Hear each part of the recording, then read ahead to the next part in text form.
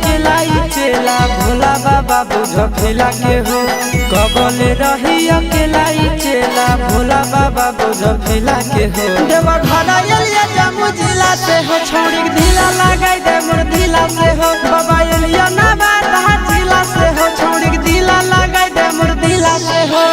कबले रही अकेला चेला भोला बाबा बुझ फिला के हो।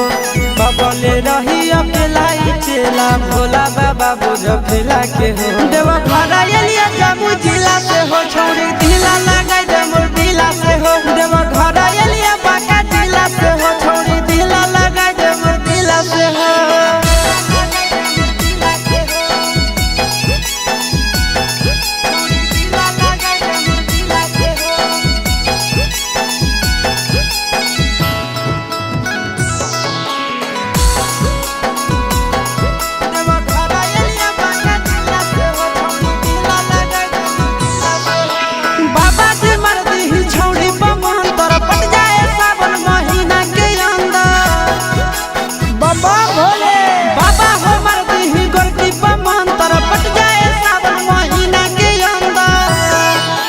हर साल जलवा ढारे ले अइबो पैदल चाहे सकीला से हो।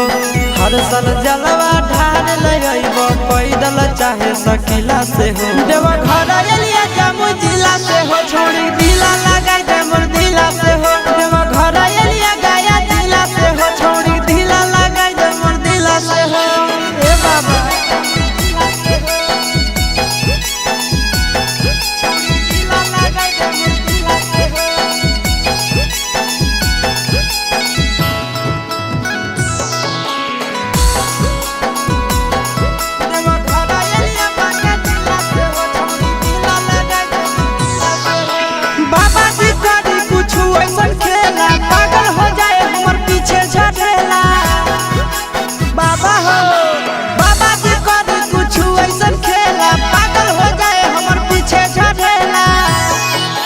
आशीष यादव चिंटू राजा जिए बड़ा मुश्किला से हो।